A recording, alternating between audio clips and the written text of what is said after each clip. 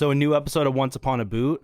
I have my guest Mike here today, who's a 11-year Navy vet. He also owns and operates the Open Sea Leather Company. He makes some badass leather products. So what's going on, Mike? Not much, man. Thanks for having me. This is a first time for me doing any kind of podcast, and I'm huge podcast buff, like podcasts all day, every day. Mainly like stand-up comedian podcasts and things. Yeah. And then like here and there some heavier stuff, but I've always thought it'd be cool to do one. So thanks for having me.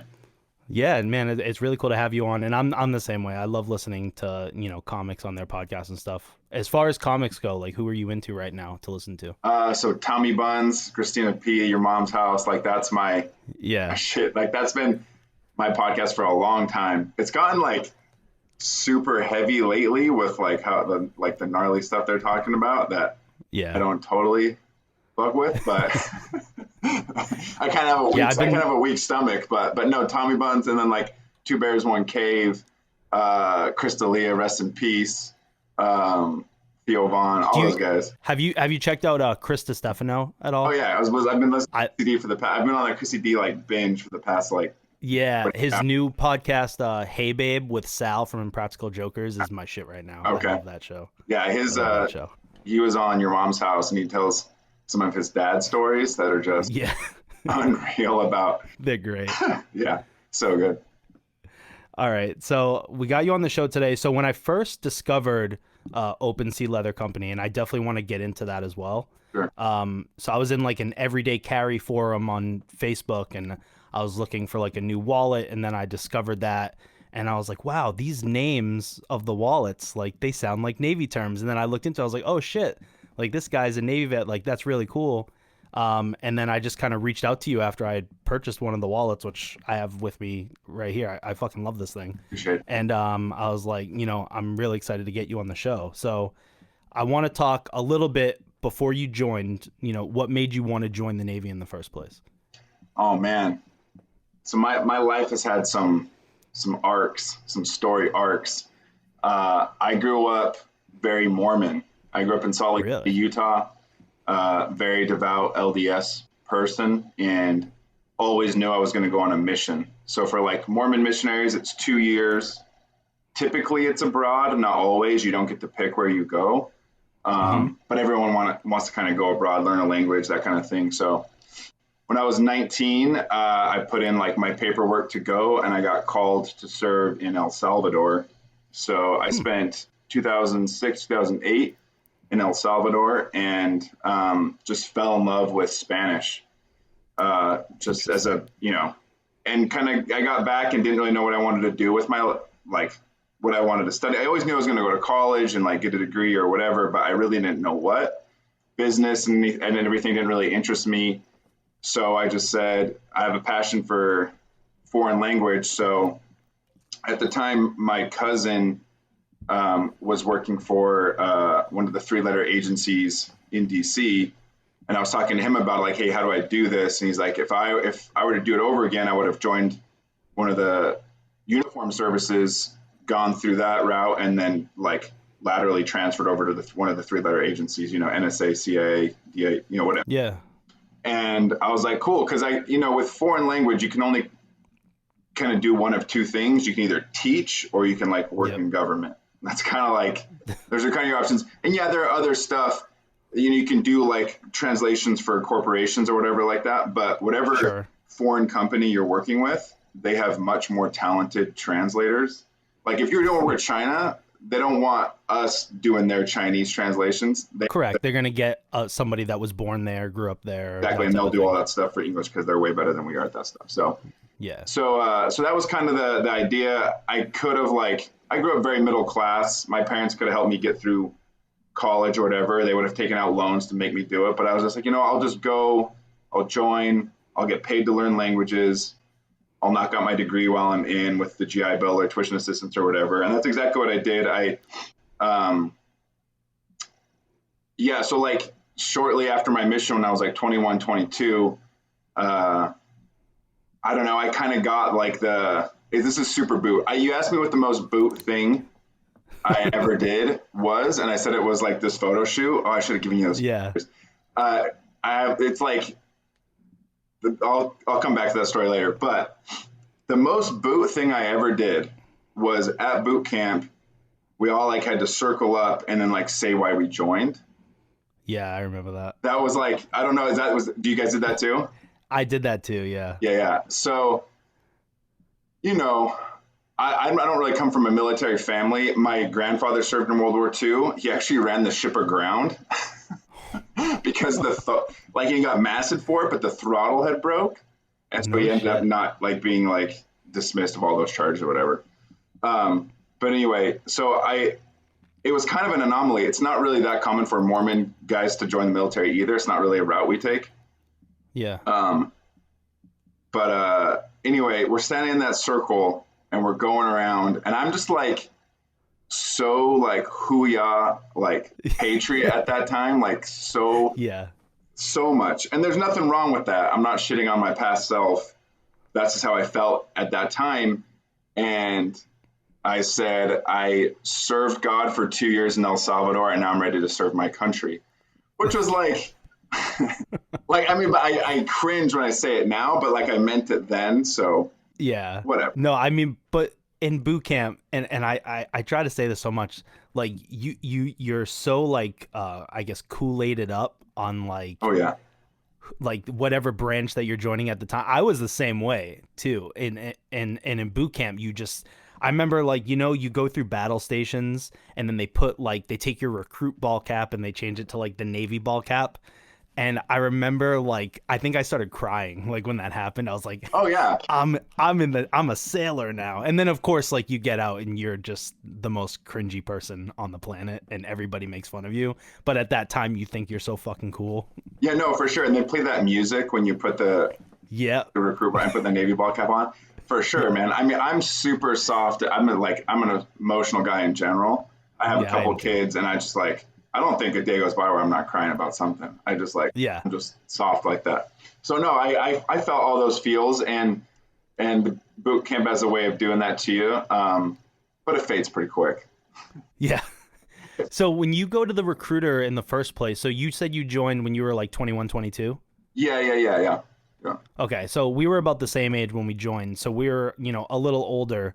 Did you know right away that, you know, you just wanted to do CTI because they deal with, you know, language and stuff, or did you have a couple other jobs that you kind of were thinking about? No, I knew that I was going to do that, and I refused to do anything else. And luckily at the time, you know, this was like 2010, so it's like coming out of the giant recession, and so they're not taking anyone because like that was when everyone was trying to join because no one could get jobs. So that time they were hiring for Nuke and CTI. That was it.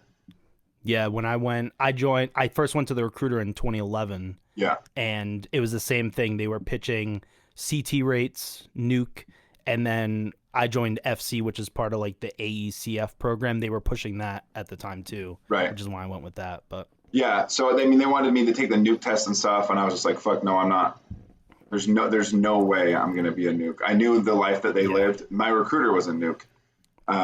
So I walked and I just said, hey, I know what a CTI is. That's what I want to do. And they're like, okay, take the ASVAB and then take the D-Lab. The D-Lab is the test you have to take to see if you're capable of learning foreign languages. It's like a really cool test. It's a made up language and they give you the rules on the spot in the test. And then you have to kind of figure things out with that new. No shit. Yeah. Now, when you join as a CTI, do you tell them off the bat, like, hey, I want to do Spanish because I know Spanish? Or do they give you a language and you just have to go with whatever they give you? Or how does that work? Yeah, so it's all based on Manning, obviously.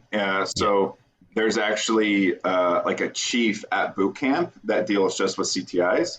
And so you see him like halfway through boot camp and they're like, okay, hey, this is what the Navy needs right now. And this is what because based on your D-Lab scores kind of slot you into different categories. But like the highest category, you get like Chinese and Arabic because they're the most difficult. And then down to like the European languages. And so I had the scores to do the other stuff, but already knowing Spanish, they're like, hey, you're already fluent in Spanish. I'd already taken the DLPT in Spanish, which is the Defense Language Proficiency Test, which is the test that every CTI has to take at the end of their training to get qualified to be that. So I passed in Spanish already. And so they were like, we're going to put you in Portuguese because you need to go wait for your TSSCI, your top secret security clearance anyway.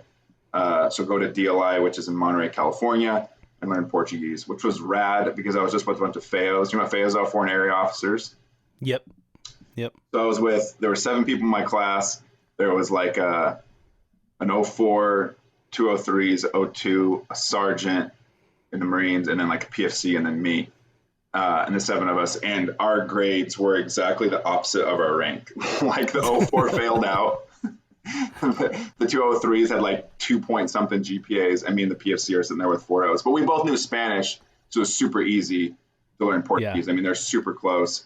But it was sick, man. Foreign language pay. You got, back in the day, you got, for every 3 you had on the DLPT for every language, which is like the score, that's the max score you could get, you'd get $400 a month, and it would max at $1,000 a month. So I was getting $1,000 a month for knowing just for knowing the other language, just for knowing Spanish, and then they tested you for 2 Portuguese tests, European and Brazilian. It's the same fucking language. So like they just gave you free money for a while there. So I was getting just free money. It was super nice. So, and I guess that kind of substitutes for, if you're not on a ship, where obviously if you're out to sea, you get sea pay. Right. So I guess this is kind of the way of giving you guys incentive pay if you're not at sea. For sure. And it just like an incentive, because you had to pass your DLPT every single year. Oh, okay. Every year you have to requal, you have to maintain it, because language atrophies fast if you're not staying on top of it all the time. So yeah, and we had like 6 weeks of mandatory language training a year, which is rad. You just like don't work for 6 weeks. You put on civvies and you just go to class for 6 weeks out of the year. It's so cool. Yeah.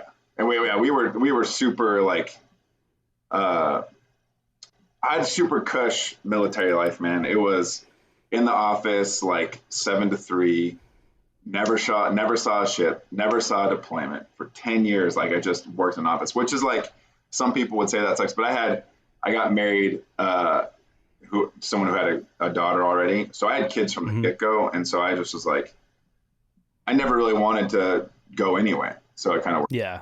Yeah. So when you first get to boot camp, right? So I've talked to other people about their experiences when you first get there. So like for me, in my head, like I imagine like Full Metal Jacket. Like I was going to get to boot camp, it was going to be like that. Was it what you expected it to be like? How did you adjust to that? Yeah, no, I thought maybe it would be like that too. It's funny. I never saw Full Metal Jacket, because if you grow up, so I'm not Mormon anymore. I resigned back in like 2013. But when you grow up Mormon, you're not really supposed to see R-rated movies. I had a Mormon sailor that was in my first work center on the ship, and she was very interesting, but she was still Mormon, I believe, when like we were in the work center together. But we weren't allowed to listen to music around her. We weren't allowed to watch movies near her. Like she got all of it banned from the space on the ship, to the point eventually where we weren't even allowed to read books. So like when you would get assigned watch with her, you're like, fuck, like I can't do anything while I'm on watch. That's ridiculous. That's like the extreme end of the spectrum. She was something else. Yeah. But So I hadn't seen Full Metal Jacket, except for when I was on my mission. We'd take these buses across the country sometimes, and sometimes they would just have movies on. And I watched Full Metal Jacket without sound, but I was completely enthralled, because as a missionary, you're not allowed to watch movies, read books, read the newspaper, listen to music. So you're just like, you're like in this entertainment vacuum.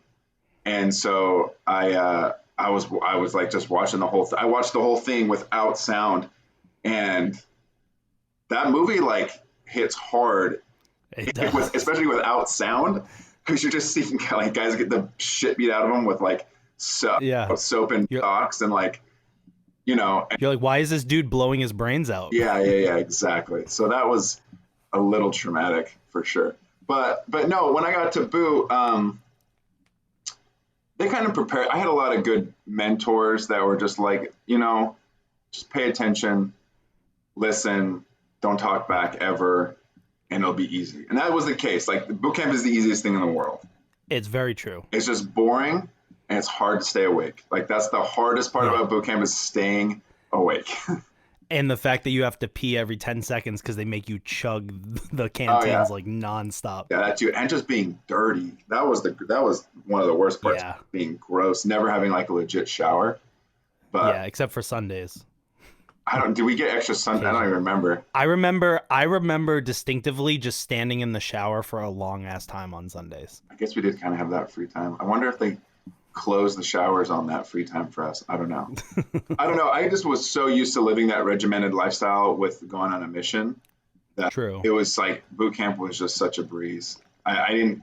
I to this day I've done nothing's harder than that mission in El Salvador. I mean, it was by far the hardest thing I've done, and will be the hardest thing I ever do because it's just complete isolation. You get there, you don't speak the language. You've had 8 weeks of language training. 8 weeks is not enough time to learn Spanish. Yeah. But then you're thrown into a companionship. So you always with two. You always see Mormons walking in two. All of my companions were native speakers. They were from Central America. So my first companion night, like we almost didn't talk for 6 weeks. So That's it's like crazy. this, you know what I mean? You can't talk to anyone on the street because you don't understand anything. So you're just like faking your way through it. So that really prepped me for military life because all you have to do in the military is like obey orders. That's it. Right Yeah. place, right time, right uniform, cut your hair. Like that's it. Like it's the same. Super It was the easy. same shit. I never had so much as a written counseling my entire Navy career, except until the very end, and we'll get into that. Now, when you first get into the military, like, did you have experience to other cultures like outside of the Mormon community before getting into the military, or was that your first kind of holy shit? There's a lot of crazy different types of personalities out there, or Yeah, no. So I had like this really core group of friends that were all very like it was a very homogenous group. It was like all white kids, Mormon, growing up, going to go on missions. But I also like I grew up in the snowboard hip hop culture of Salt Lake. That was like the peak of hip hop culture in Salt Lake because of snowboarding and skating. And yeah, so I my circles broadened, and I had a lot of, and I always felt like I was kind of progressive when it came to just social whatever, hmm compared to super conservative Mormonism. So uh, there was, I just felt like I didn't always love like the super buttoned up whatever. So I had friends, and then El Salvador was like a huge culture shock, and then when I got back, it was just the biggest culture shock for sure was uh, like people from the South or like the quote unquote yeah, flyover states. Because I yeah, came from Utah, that's still like it's kind of trendy like California. There are like lots of hicks and like backwoods people in Utah, don't get me wrong, but they kind of like stay out in the sticks, you know? yeah, Um, for sure. but no, but like I think the South probably produces the vast majority of people that join the military. I don't know the numbers on that, but that's kind of what. I would agree. I would agree. Lots of Texas, lots of Florida. Yeah. Those were like the two big ones for sure. Yeah, and that was like probably the biggest just because we had nothing in common. I mean, they would like talk about like spotlighting and like bunny bashing and doing whatever. Like it just was not a world I came from.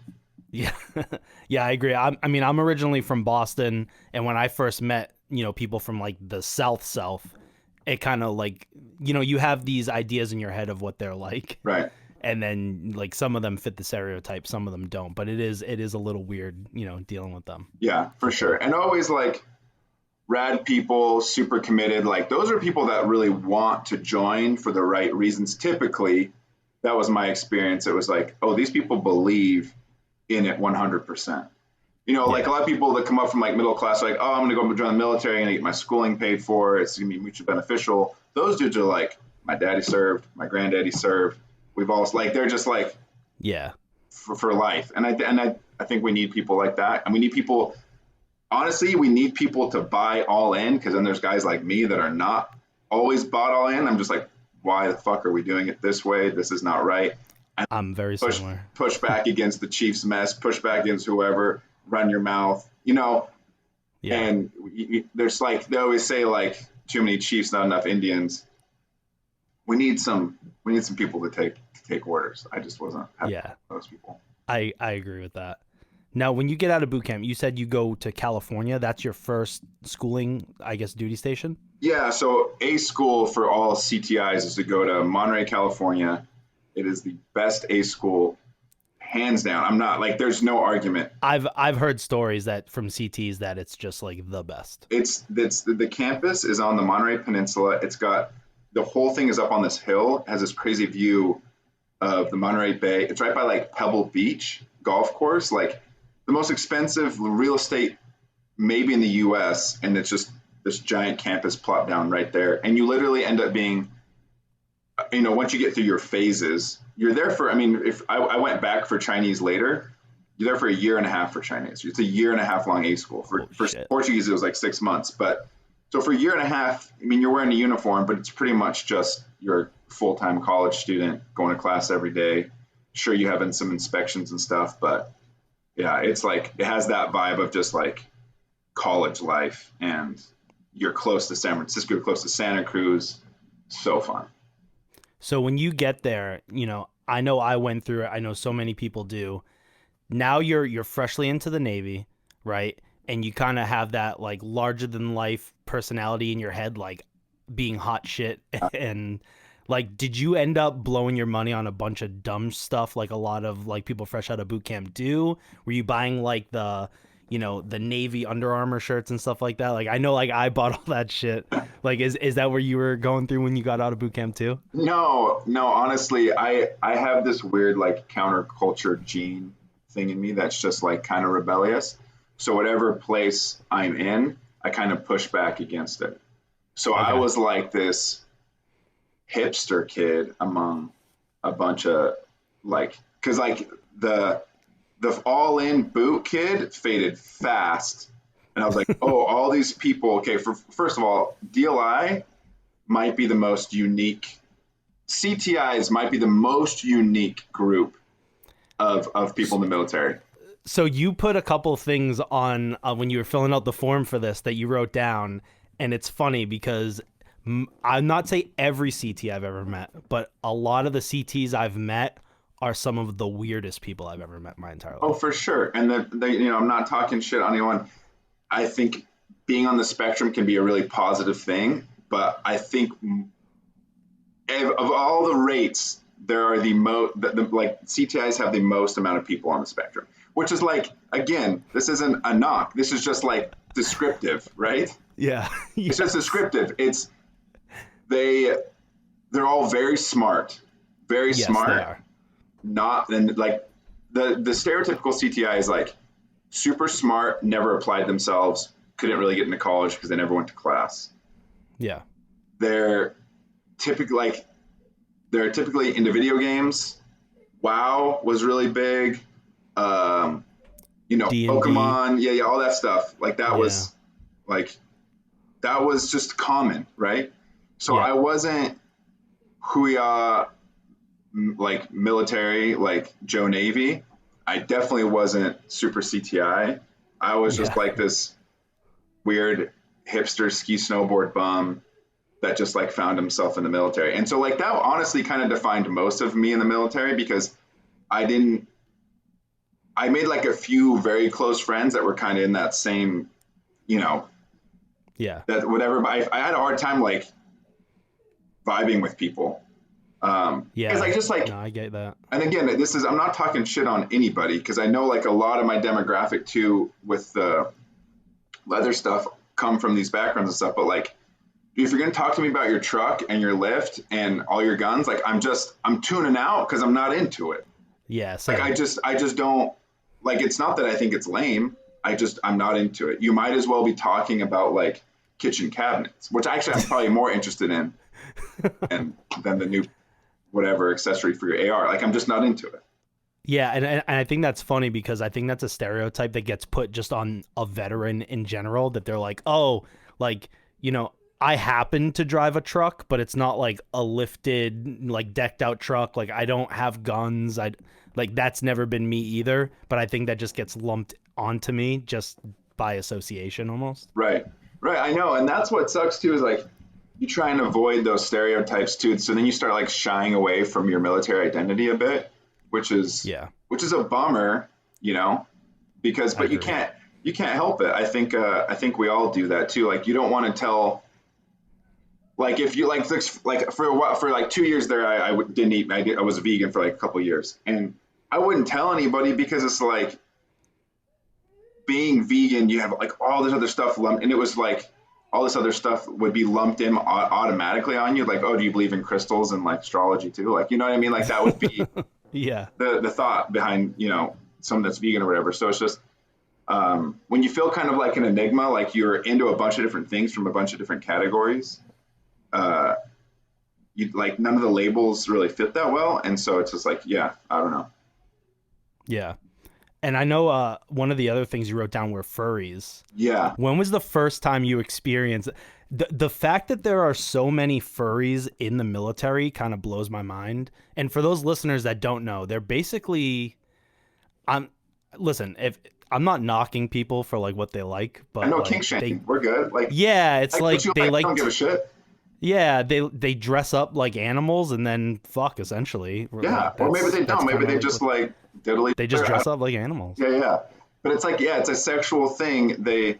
And it became such a problem at DLI. People just would get back from class, change out of their uniform, put on their civvies, and it'd literally be an animal costume. So you had people running around A school in animal costumes. They had to ban furries from DLI. The Mormon girl that was in my work center, she used to wear a tail. Like she had like a tail that she used to walk around with because she was also like a furry, I guess. But my first experience with furries, I was in A school, I believe, and I was standing like watch in the barracks, like at the quarter deck, quote unquote. Yeah. And I remember this kid came up like to show his ID to go ashore to go on Liberty. And he was dressed as like a fucking unicorn. Right. And I was like, dude, what are you wearing? And he's like, I'm going out. I was like, I don't think I can let you leave wearing that. And he's like, what are you talking about? This is my outfit. And I got like the chief, and the chief's like, what the fuck are you wearing? He's like, this is what I wear when I go out. And it blew my fucking mind. I was like, you're a grown ass man wearing like a unicorn costume. Yeah, that's so funny. And it's like, dude, just put it in a backpack and put it on once you're out beyond the gate. Yeah, that was always my thing. Because I couldn't come on the quarterdeck with this shirt on because it was like no undershirts, no flip flops. Yep. It's not like you were being discriminatory. That's literally like the rules. Like, no, it's like, you just have to pretend like you're going to go out looking presentable, and once you're out, just do whatever the fuck you want. Of course. So when you're in school, you know, for the extended period of time that you are, when it comes time to go to your first duty station, do you guys have the option to go to ships, or is it strictly shore duty for you guys? So it depends. So like as a Spanish linguist, they have not a really big direct support component, they call it. So it's very rare for a CTI to be attached to a ship. More so in Hawaii with the Chinese linguists, that happens more often. So usually what happens is like it's called direct support. So you have like national side and then direct support. National side, you're working for the NSA. Pretty much they're buying you and you just work for the NSA. You work for NSA Texas. But then there's like a smaller group that are direct support. And what they do is when some drug interdiction ship or whatever needs support down in the Caribbean, they fly them out and they'll put them on the ship for a bit. They'll do a mission and they'll get off. Yeah. Or like my buddy did a tour with an HMS, like a British ship. Incredible. You get to grow out your beard and you get beer rations. Yeah, I've met some Brits and Australian sailors are absolutely wild. They're wild, and they're like from 30 years ago. Yeah. Like coke, brothels, getting hammered all the time. Like they haven't changed in like 30 years. We were in Suda Bay over in Greece, and there was a British ship there as well, and they like tore the town apart. Like anywhere that was off limits for us, you could hear like loud ass English sailors over there just going wild. I know. No one cares about their reputation except for the U.S. No. Yeah, we're the only ones like trying to preserve something, and we still get done by everybody. It's fine. It's fine. Yeah. We were on a tour in Greece, and the tour guide, he looked at us. He goes, nobody likes you guys here. I was like, they don't like us in Greece? Like, fuck. I know. No, that's how I feel here in Hawaii too, man. It's like you're an invader here. And I get Yeah. it too. Like, and it's like, I don't know if this place will ever feel like home because like we apologized for like annexing Hawaii. Like we kind of like Yeah. just took it. So, which is super shitty. And so I don't know. But yeah, it's hard to shake that, um, that, just that prejudice. But the Yeah. thing is, you can't even blame them for it because like, dude, you guys, yeah, why are you here? Like that's, I Yeah. don't know. We just, Yeah. No, I feel you. yeah. So you go to your first duty. Now, where's your official first duty station? Do you So go straight to Hawaii, or that's later in your that's career? later. So I went to Texas for a tour. It was NIOC, it was Navy Information Operations Command, Texas. That's in San Antonio. It's like part of Lackland. Okay. And it's right close to Fort Sam Houston, wherever like all the HMs go to A school now, which was cool. I love Texas. Super into Hispanic culture, so like that was a lot of fun. The mission was cool. I was in anti-people smuggling, so like breaking down like people smuggling networks and getting people rolled up for that, which was really really rewarding. Um, and liked it a lot. But at the time, I was married, had kids, and they just weren't about Texas. Like they were fine, but they were like, where else could we move? The thing about CTI is you can be one of four places. You can be in Texas, Georgia, Maryland, or Hawaii. And those all depend on what language you know.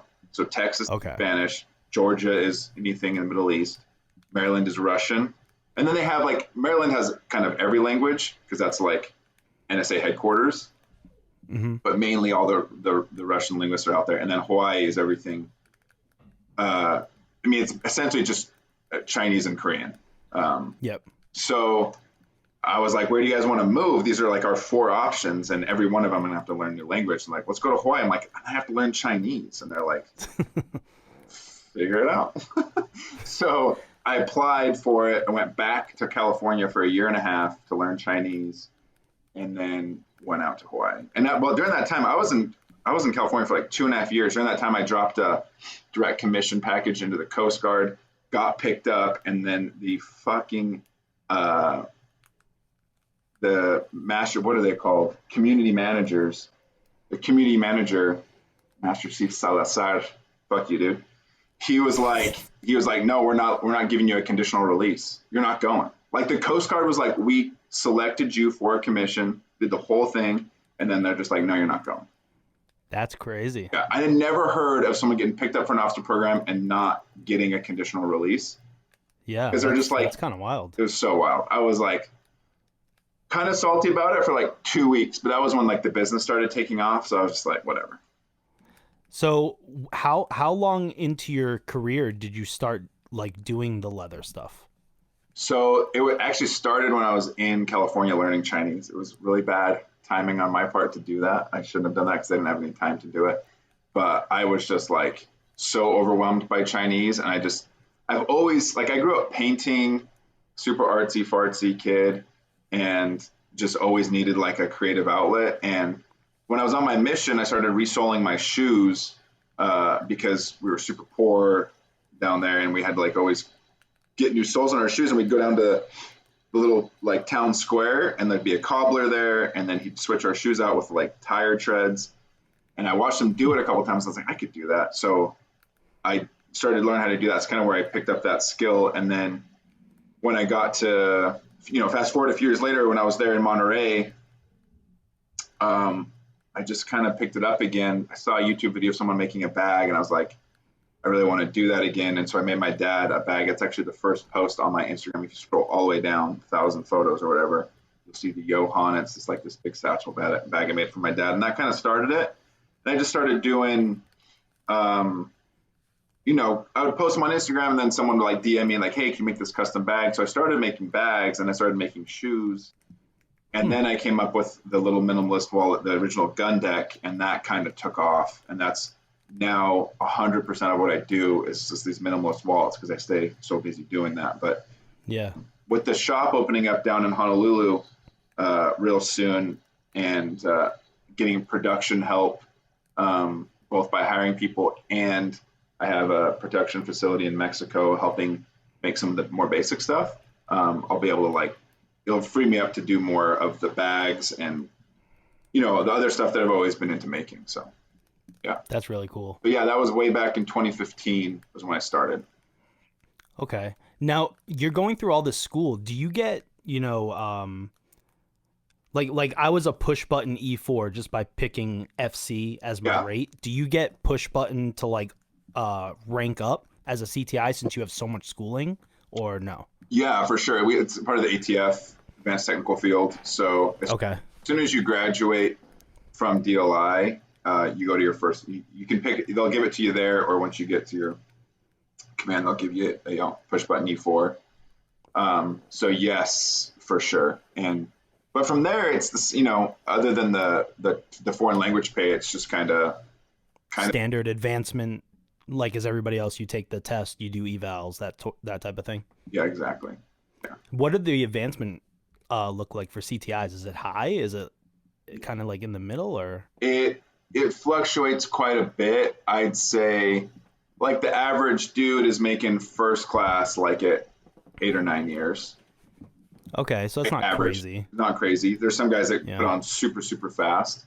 But like any rate in the Navy, it's like how much time you're going to spend on the Navy Day ball. Like that's really what it comes down to. Like the whole like operational side of your shit is like, it's almost like the same. It's like translated 1,200 cuts or whatever. Like no one gives a shit. It's like how much time did you put in with the FCPOA? How much time did you? Yep. Just what, you know what I mean? All that bullshit. It's all the extracurricular stuff. It's never, how good are you at your job or your current duty thing. It's always, how much extra stuff did you do? Did you help out with the PRTs? Did you help out, planning this and that? Yeah, no, I know. That's a definitely a Navy-wide problem. It's just the same thing as a CTI for sure. So when you're out back learning Chinese, you're what, an E5? D5 at that time? Yeah, I left. I put on E5 while in my first tour, and then this is actually super funny how I made first. I put on E5 right before I left, and then I was there for like two eval cycles, right? Okay. Because I was on hold for a bit because I blew out my knee on the bottom of a squat. So when I first got there, I was like, hey, listen, I'm a fleet returnee. I'll put in work, give me a rated eval, because I know they're just going to give me a knob for being in school. And my team was like, oh, for sure. Well, you do this, and that. I was like, I was a legit LPO over 120 students. Like, it was ridiculous. Wow. Because it's like they had one student do it as like the ALPO or whatever. Then there was a first class above me and then a chief. But like the LPO was just hitting me up for absolutely everything. So I had like a tutor group going. I was a ACL, I was doing all the fitness stuff, was writing all the plans. So I was busting my ass. They write me these rad EP evals. They get up to the XO and XO, no, this is against policy. Knob. Right? Wow. So I got a knob, and then when I left, they gave me a transfer EP. So I tested on a 4.0. So it actually worked in my favor. Because the two knobs don't count, and so my only one that counted was the 4.0 EP. So I made first by like 25 points. Like I wasn't even close to not getting. Holy shit! So because you usually have it's like two eval cycles when you go to test on the exam, typically, right? At least. But you started off with a clean slate 4.0. 4.0. That's pretty fucking. Yeah. See, my thing, I got to my first ship as an E4, and I was like, okay, I'm gonna try to like shit hot, I'm going to try to catch E5 like right off the bat. And I think on a ship, you have to be there for at least 3 months to receive a real eval, but really they want you there for like 6 months. Right. And I was there for 4 months, so I thought I would be good, and my chief just hit me with a knob. Oh, shit. And because of that, like, I took my first exam on a knob, so I had no points to like add to the exam. Oh, seriously? Yeah, so I got mega fucked. Yeah. So it took me a while to make E5. Yeah, no, there's no secret. The military ranking system is not necessarily based on merit. No, at least the Navy. I've talked to a couple people from Air Force, Marines, and Army especially, and they kind of have to go up to a board, and then they just have to be recommended to go to the board, and then like that's it. But I mean, as you know, you gotta eval, you got to test. There's politics involved with the eval process. Oh yeah, for sure. Sitting in those the rack and stack. For people that don't know, like when people go up for evals, they all the first classes, the E6s get together in a room to evaluate all the E5s and E4s, and you're basically just putting people in like power ranking them from best. Yep. And you do that, you spend out. It takes more than a day. It takes all day and then into the night. At least that's how it was for us. Then all those things go up to the chiefs, and the chiefs totally change it. They why the fuck do you even bother, dude? Like, why do you even bother? Drove me so I I get a little salty talking about evals. But so my favorite thing is, so they have you write your own eval, and then you give it to like your work center soup, who gives it to the LPO, who gives it to the chief, and then the divo, department head, all that stuff. But it gets rewritten every step of the way until when you get your eval back, when you find out what your rating is, you're like, I didn't write this shit. Yeah. No, listen, I don't want to get political here, but if you're worried about government spending, guys, petition your local senators to petition DC to get them to redo the Navy eval process, and you will save millions of man hours and billions. You're probably right. Because this is what the military spend. This is what the Navy spends most of their time doing, is evaluating themselves and each other. I'm serious. Like, it's the biggest. It's really true. Of time and money. It is. And the best thing is, you know, you're told to write these evals and you don't know how to fucking write them. No. They're like, no, just write an eval. You're like, I don't know how to write an eval. And then you write the eval and then you get told that you did it wrong to do it this way. It's like, if you're just going to end up writing it anyways. Right. Like, and why am I doing different? Everyone wants their Block 43 different with different doormats. Some want like 3 asterisks and some want space. And it's like, you guys are, it's a joke. Supposedly they're redoing it right now. I don't know how that ended up looking, but.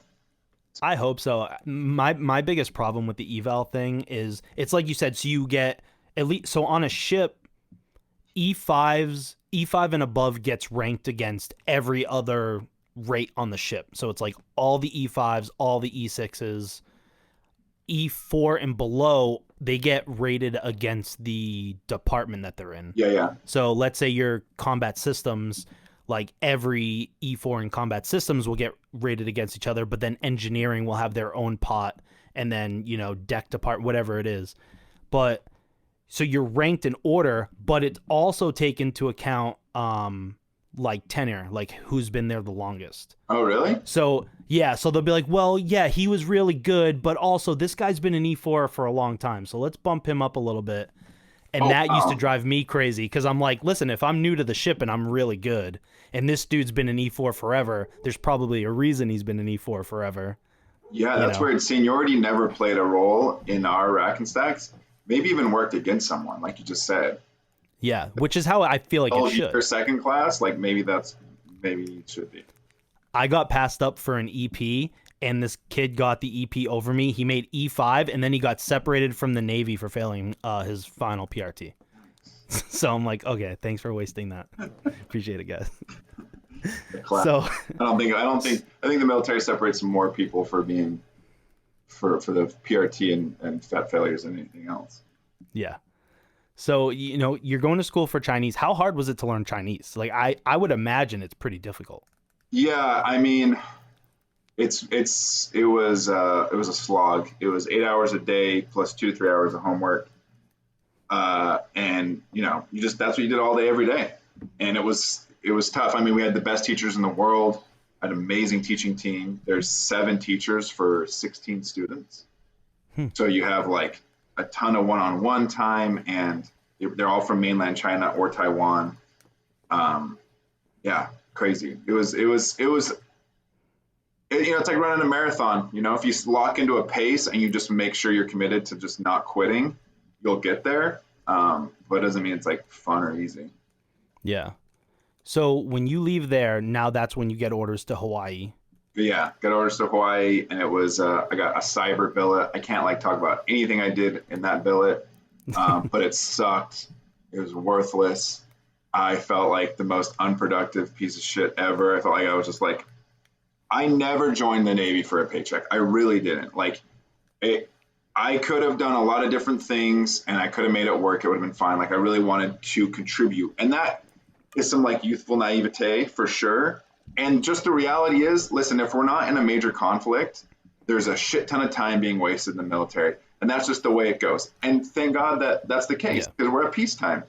You know what I mean? And we're there in case shit goes down. But if shit's not going down, there's a lot of just people with their thumbs up their asses, because what else are you going to do? Yeah. You know, you can only train and prep as much as you can, but the day-to-day waste of my time was really hard to palate. It was super, super hard for me to swallow. I didn't like it. And one of the problems with the cyber program, without getting into anything detailed, it's just like they knew they needed one, so they threw a bunch of money and people, and they had like no fucking plan. Yeah. And so it was just like that we had a mission, but it wasn't a real mission. Like, there was no actual mission there. And so it was just like, I just got here. How do I leave? Like, because I had shit to do. Like, the business was really taking off. This will go into why I got out. The business was really taking off. So I just felt like I hated the ass and seats mentality. Like, you're getting a paycheck. You're going to be here. I'm like, task me with something. I'm trying to be as assertive as I can to find things to do, to contribute. Yep. If you're going to tell me to go get some bullshit collateral, and that's how I'm going to fill my time, like, dude, I don't value that the way you do. I'm not going to do it. When I was work center soup during my last tour before I got out, you know, my biggest thing was, especially in port, like, I want to get everything done for the day that I have to get done, and then I want to get my guys home. Right. Because, and same thing, like, I had 2 kids at the time, so I'm like, I want to get home to see my wife and my kids too. And I always hated when Chief's just like, oh, well, we can't be leaving too early. It's like, well, why the fuck not? Yeah. Like, we're in charge of the self-defense radar. Like, we're not self-defending in Port Norfolk, Virginia. Like, let's get whatever the fuck we got to do. Let's go home, because we know what it's like to be deployed and underway or doing something like that. There's just no need to be on the ship. I know. Like, there's nothing going on. And if they're honest about why they want you there, it's because, at least in my shop, it's because someone above them is going to come by and see people aren't. Correct. And they're going to you know what I mean? Like with the whole ass and seats thing, we're like, why are we doing this? It's like, well, it's because Commander comes by and we just sees no one here. I'm like, because there's nothing to do. Maybe he'll do something on his end. Maybe he'll push, the people, the policymakers that are going to change things here. If they see that we're not engaged and there's nothing to do, like, if they want us to work, give us something to do. Yeah. That's how I always felt about it. And it was like, I don't know. So you re-enlisted, what, 2 times? No, or 1 time? Just the once, because it's a 6-year contract because of the ATF and the long high school. And then I re-upped again to get Chinese, because that required like another 6-year agreement or something like that. Now, did you have in your mind that you wanted to do 20, or did you know after re-enlisting, like, maybe this is going to be my last enlistment? Like, when did you decide that? Yeah, so I told myself when I hit like a certain multiple of my Navy income with the small business that it'd be time to leave. So as I approached the end of my enlistment, I was like, the business is going really well. I'm gonna bail. I'm gonna go do that. I'm gonna take the risk and go do that. But if it would have just kind of been like some nice side hustle money, then I would have stayed and done 20. I would have sucked it up. But this past year, during the whole pandemic, we saw crazy, crazy growth. And my enlistment ended a little early. But that was really fortunate. I got super lucky. So I guess one of the benefits is that you knew exactly what you were going to do when you get out, because you obviously had this signed business. Yeah. So what was the transition process like? Like, when did you say, like, okay, I'm getting out, this is how I'm going to transition out? You said it's kind of like a funny story with that. So what happened? This is story time. This is real. And no one knows this, I think. I don't think anyone knows that follows me that I actually got ADCEPT. So this time last year, things are getting crazy. Went through a divorce I got divorced, like separated like 2 years ago, and was going through a divorce. business was going off, and I was just like, dude, I need to get out. Like, I really do. Like, I don't have time to do all these things. I felt like a shitty dad. I felt like I was half-assing the Navy. And like I said, I never joined for a check. I'm super grateful to the Navy, man. The Navy has treated me amazing. It's provided an awesome life for me. I got my degree through the Navy. I still have my GI Bill. I did it through tuition assistance. And like, just everything it's given me, all the opportunities and the cool people I've met, like all the shit we talk, you got to understand, it comes from like a real place of like gratitude. Like, I'm super thankful for everything that you did. But I talked to my chief and my master chief about like options for transitioning to like maybe the reserves a bit early, stuff like that. So I put it on their radar. I wanted out. That was my first mistake. Okay. So I did that, and then things started going poorly. I started getting like that scrutiny over everything, because it was like, oh, this guy's not on our team anymore. This guy's. Yep. So in the middle of the pandemic, there was a law here in Hawaii that said you cannot have someone at your house that isn't part of your blood family. Like, you just can't. That was the Hawaii rule. That was the governor's order, and the CO said, we're keeping all the governor's orders, right? Okay. I said, okay, whatever. Okay, so, but I was kind of seeing someone at the time, a girl. Okay. So she comes over during that whole lockdown thing, just me and her. It's not like some party, like just me and my girl chilling, making dinner, right? She gets a call while she's there. Two of her friends who she'd been surfing with just tested positive for COVID. Oh, wow. Oh, shit. We guess we gotta get tested. I am 100% Mr. Honesty. Like, I divulge everything. I don't try and save my ass by telling bullshit white lies. I just don't do it. I read this book by Sam Harris called Lying a while back, and I was just like, fuck lying forever. I'm just going to be honest. And it's been incredible. Like, the past couple of years living that way has been rad. Not to get philosophical or anything like that, but just committed to not lying. So I texted my chief in the morning. I said, hey, chief, I may have been exposed to COVID. I need to go get a test. I don't want to fuck up anybody at the work center, right? Because this is like the height of the pandemic. Like, this is like, you don't fuck around, right? Yeah. He's like, okay, who was the contact? I said, it was my girlfriend.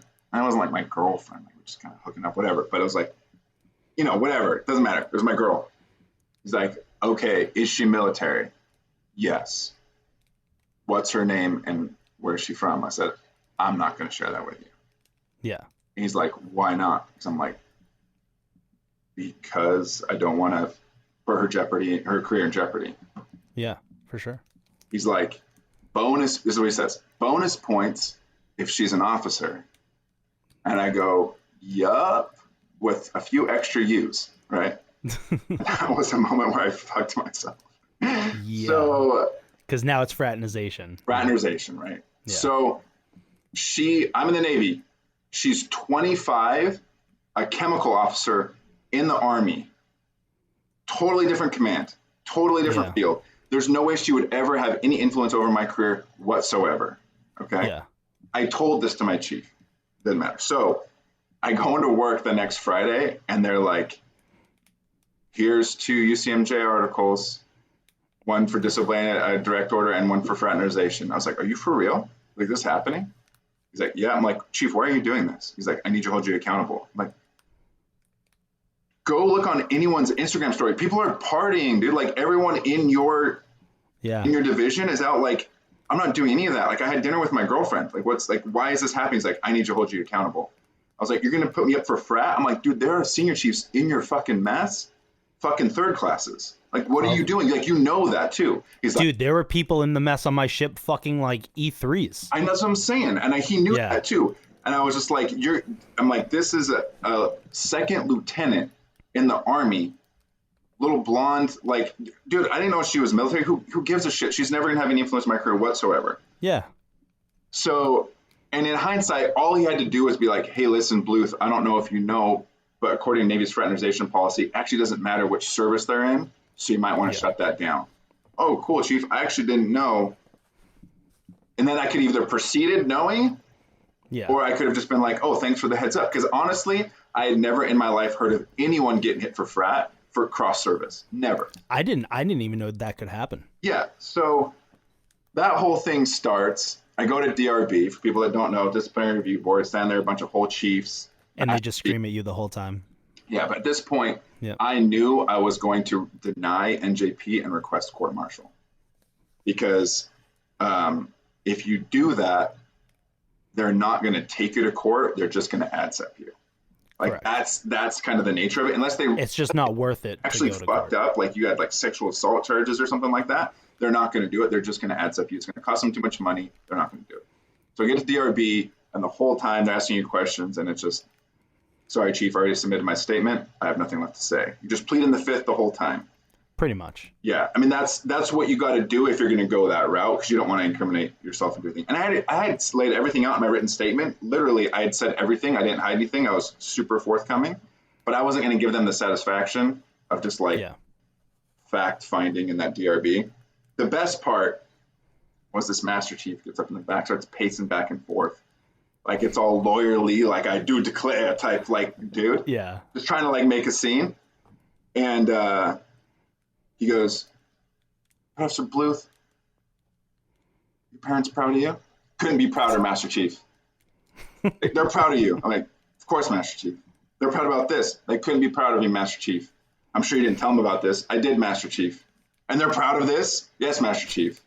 And like, that's like, it's like, your attitude sucks. I was like, and I didn't say anything. And he goes, what about your kids? Do your kids realize they're about to lose all their benefits? I didn't answer. It's a stupid question. Yeah. And he's like, have you talked to your kid about the fact that he's about to lose his health care? And I go, have I spoken with my 8-year-old about health care, Master Chief? And this chief over in the corner laughs. The MA is like, dude, military bearing. Because like I'm getting all this attitude, but it's just like ridiculousness. It's so funny because they're all there just to grandstand. Well, that's I've been to DRB twice. Yeah. So I know what DRB is like. And I've always described DRB as, if you're going to DRB, the best thing you can do is just shut the fuck up. Exactly. Because they're going to just yell at you and you just kind of have to eat it. It's almost like a boot camp, like getting screamed at by your RDC. Like just stand there.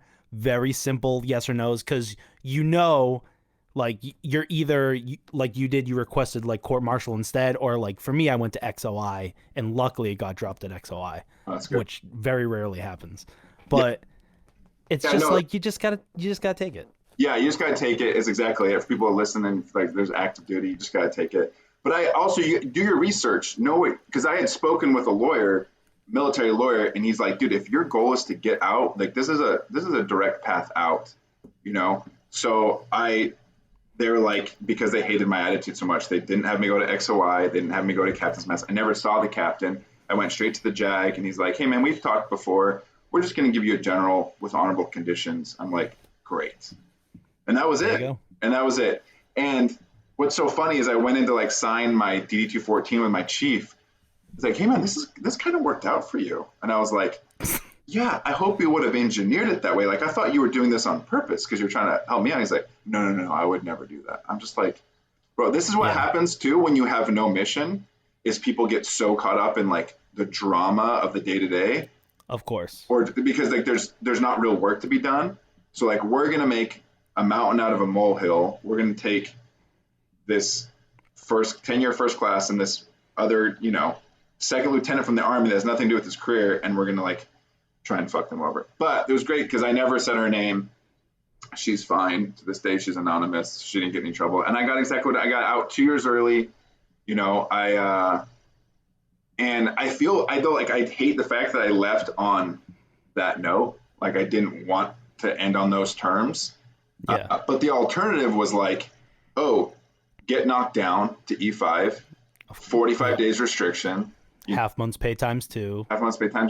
Like, and then just to hate life for, until the end, because it's just, that was, I used to be so judgmental about the kids that said they were on the shit list because I didn't know what that was like. And I always kind of judged them like, oh, you put yourself there though. Right. And sometimes people do, but other times I saw it in my shop. Perfect example. My buddies, he had this crazy wife and he had kids. And he was the best producer in our shop. He did more than anyone else. But there were a lot of times where like he'd get called away because his kid bit someone at school. His kid was in therapy and had like a lot of emotional problems or whatever. And this girl tried to write him up for these different times where he had these family emergencies. I was like, what are you doing? Like he is the best person, and he wasn't assertive enough to say this to her, but he's like, he's the best worker here. Why are you trying to fuck him over, make his life harder? Like he's doing what he's supposed to do. He's doing his best. Like what, it's like, it wasn't like a chronic thing where it was like he always had good reason for whatever it was. And he was someone on a shit list for no fault of his own. And it was like, despite his merits and all his good work that he would do. So for all those people out there on the shit list, I feel you. It's real. It's real. When they decide they don't like you, it's really, they're not really worried about reform and getting you back into good graces. Like they're going to put you through the ringer first, and then maybe like you'll be back. No, I agree. But luckily, you got out. So now let's get into Open Sea Leather Company, which is super. I love the name. First of all, how did you come up with the name? How did you come up with the names of like the products? Because they're super creative. Like the ones. So I bought the gun deck. But the one that really caught my eye were gun deck, topsider, and then the rack and the hot rack. Like I love those names. Like, so how did you come up with all these names? Like what made you want to choose these? Well, okay, so originally it was Das offene Meer Leather, which is German for the open sea, and I have like a German background, and I thought that was cool. But then I rebranded to Open Sea because like word of mouth is important. Yeah, it's hard to spread word of mouth with a mouthful of German. Like no one knew how to say anything. So like the gun deck, I mean, it has like just a cool snap to it. And people that don't know, in the Navy, gun decking is when you have like a qual and they pretty much just like sign it top to bottom without you having to do anything. It's like cheating. It's like cutting all the corners. It's getting like or it's doing. So both of the times I got sent to DRB were for gun decking, which is why I went with it. I was like, how appropriate is this? But it's also like signing off that you did something and then you didn't actually do it. Yeah, it's exactly. been like you said. It's just cheating, cutting corners, lying. Right. Fantastic fucking name. And the reason I got that is because if you look at the original gun deck, it's one piece of leather. It's got the corners are all cut off, and it's super simple to make, super straightforward. It almost feels like cheating. That's kind of like where the name came from. That's awesome. And then like the other one, like the topsider, just because it's the vertical version goes in the top, and like topsider is a name that's been used by like Sperry shoes for like their boat shoes and stuff, and being on the top side, like that's just a super nautical name. And then the hot rack and the rack. So if people don't know, when you're on the ship and it's a super full ship, in the berthing you've got bunk beds, and when there's no room, you're sharing a rack with another person because you guys are alternating shifts. They call it hot racking because it's still warm from the other body, which is super gross. It's super disgusting. But that was just kind of the idea of just like the way that the rack is. It's like stacked. There's like 3 levels, like visually to the rack, the wallet, and that's kind of how like 3 racks on a ship.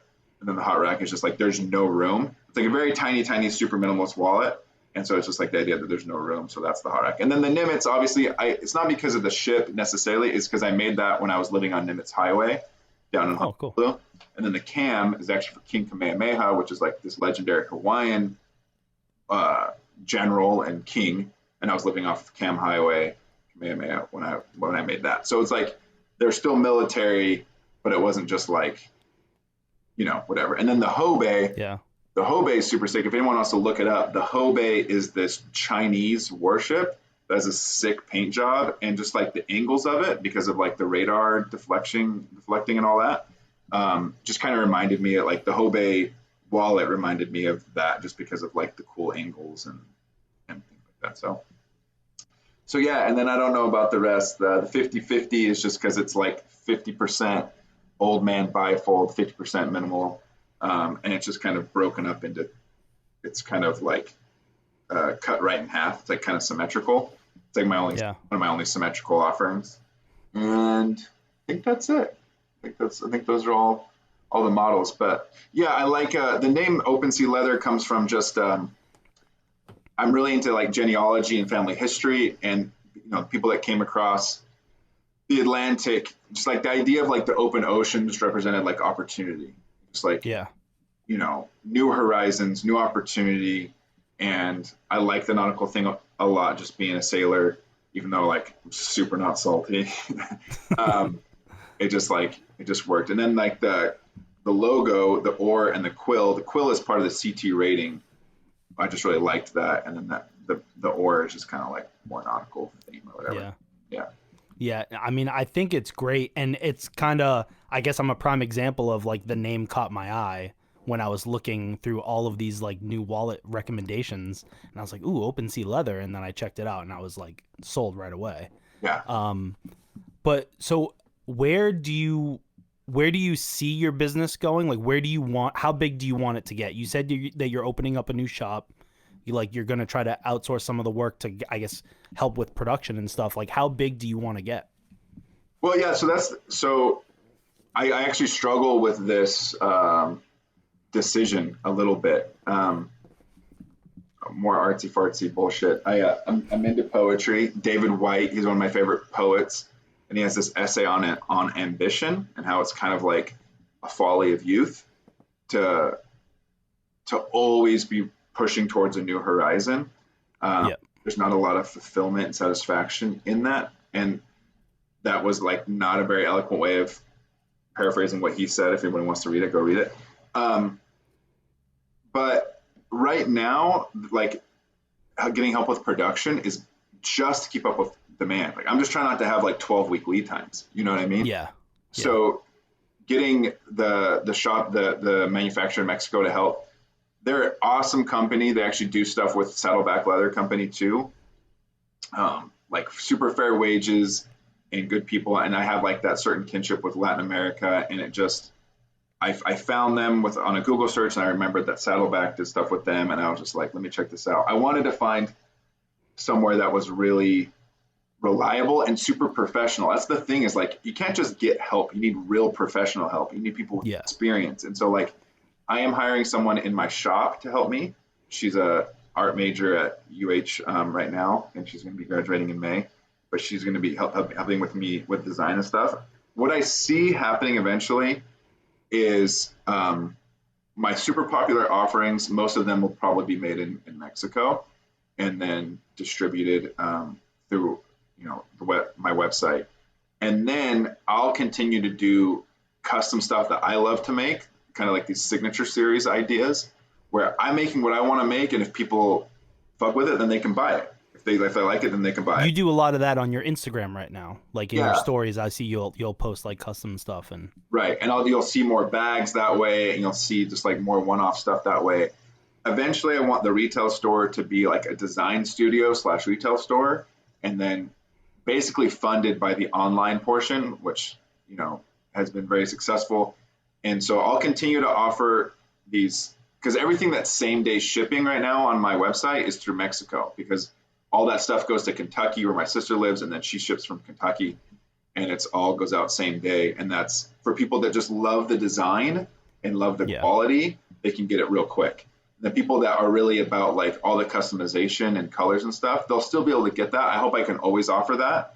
But that might just be at a little bit of a premium, just because at the end of the day, like I just need time. I just don't have the time for sure to do everything. I wish I did. I wish I could make every single wallet by hand. I put out my Instagram story the other day. I've made 12,000 wallets, like with my two. I don't have a sewing machine. It's been 12,000 wallets with my hands, and I've loved doing that and getting close to my fan base and all that, and the customer base, because there's like a fan base and a customer base. And the fan base, honestly, they get bummed when companies start to scale. That's just kind of like the nature of it. Like, it's like you like the band before they got big, and then they got big, and you're like, oh, a bunch of sellouts. And that's fine. Like, and I understand, like, I'll lose a certain percentage of my fan base as I scale the company and get help. But that's okay. Like, that's just the way, that's just like the natural evolution of these things. Yeah, for sure. And, I got to do what's best for me and the company and what gives me the most satisfaction. The retail store is a dream come true. I remember walking the streets of Carmel by the Sea, which is in Monterey. It's a super quaint street right next to Pebble Beach with all these like high-end shops. And I used to imagine having a little retail store there. But now it's coming true. So the fact that dream's coming true tries to make, I don't want to like, oh, I need to hit 2 million in yearly sales, and I want to get to this EBITDA so I can sell for 10 million, whatever. Like, that's all cool, but to what end? Like, I'm making a great living now doing like art for a career, and I'm just super, super, super grateful. I just want to ride this wave as long as I can. And that means growth. Unfortunately, like with our system, you have to grow or else you'll die. Like that's just the way it goes. Yep. You can't Absolutely. just stay here. It just doesn't work that way. Like that's not the Yeah. way capitalism works. There's growth. The system incentivizes growth. If you stop growing, then you start to die. The only way to grow is to keep up with demand, come out with new designs, continue to market. And we're just going to like, number one is design and quality, and always backing up our products. Like I don't have like an explicit warranty, but if you've ever reached out to me, you know that I take care of people. I mean, I've had people put their wallet through the wash, I send them a new one. Their dog chews up, I send them a new one. You know, Yeah. stuff that's not even has nothing to do with the quality of the wallet, I'll send them a new one. Just because like I get that shit happens, and I just want to be that company that doesn't lose that connection with like each individual customer. And yeah, and it's like, sure, I'm going to lose money on that, but hopefully like I've gained some loyalty and they'll always recommend, you know, it's like, it blows my mind when companies don't do that. You know what I mean? Like you'll reach out to a company with a problem and they're dismissive. I'm like, what are you doing? Like you're losing a customer forever. Yeah. And they're probably going to tell their friends not to shop there and stuff too. So you're probably even losing more than that. Right. And I think that's just like that rep being divorced from the bottom line. It's me right now. It's me and my sister are the only two people like working under the company. And then we have the production help. But like, yeah, I truly believe everyone needs to be tied to the bottom line in some way so they can keep that perspective, because otherwise, like, I mean, you have to have ownership. I mean, best book I ever read, by the way, Extreme Ownership, Jocko Willink. Everybody wants to read the best leadership and even business book you'll ever read. Extreme Ownership, highly recommend. Jocko's been on Rogan and all those guys, but Jocko's pretty intense too. He's intense. He's intense. He's something to strive for. He's probably too hardcore for me to live my life quite like that, but you can still. He wakes up at like 4 a.m. every day to like do these crazy workouts. Oh man, I got the whoop strap on. I need sleep. Shit if I don't sleep. So what type of do you want to expand beyond wallets? Like I know that you talked about maybe doing bags and stuff. Like what are your kind of ideas for the future that you want to get going? Yeah, so they're all on my iPad right now. I've got a backpack. I'm bringing back the standard issue, which is this really cool satchel thing, a tote, a crossbody, and then some other stuff like sunglasses cases and dot bags. And a lot of that stuff's going to exist just in the retail store originally to keep some inventory there. And then I might start on that stuff up on the website. It's also like much harder to ship, to figure out all that shipping stuff. I want to get the designs perfect, but I'm really stoked about all the bags coming, because bags honestly are way more fun for me than the wallets. But the margins on $1,000 bag are way worse than like selling a bunch of wallets. Like wallet margins are incredible. So this is like, these are passion projects. You know what I mean? They're not about necessarily growth of the company. It's just like, I want to make more because like I've been a one-man assembly line and I want to get out of that to a degree and just like start being creative again and making things. But also expanding your products. I mean, if you have somebody that is in the market for a bag, but then they also see like, oh, this guy makes really cool wallets as well. Like you obviously capitalize on something like that as well. Exactly. And belts are coming back. You can have like brass, like a nickel, and then like a matte black, all blacked out, murdered out belt. It's going to be super cool. All blacked out hardware. So yeah, no, lots of things coming. This year's going to be big. This year's going to be really, really, really big. Also doing a little bit more wholesale, like Blade HQ. They just placed orders, so I'll have that's cool stuff on Blade HQ. I don't do a ton of wholesale because again, the margins are trash, but they help with brand awareness and being on other people's radar, even if you're taking a fraction of what you would get if you sold that yourself. You know what I mean? But it's part of the way it goes. Yeah. So I'll plug all of the, social media website stuff, but tell the listeners a little bit how they can, find all your stuff right now. Yeah. So it's osleather.com, super easy URL. That's where you can buy the stuff. Follow us on Instagram at OpenSeaLeather. If you're ever in Hawaii, come by the store right in the heart of Chinatown. The address is there in the Instagram. And yeah, mainly just Instagram. I might do some YouTube stuff in the future, but that's like a whole nother thing. But yeah, follow us on Instagram. That's where you're going to get all the shop updates and new items, you know, one-off things, signature series things. It's all going to be on Instagram and the website. So yeah. Awesome. Awesome. Well, thanks for taking the time out to do the show, man. I really enjoyed our talk today. So Yeah, no, this was awesome.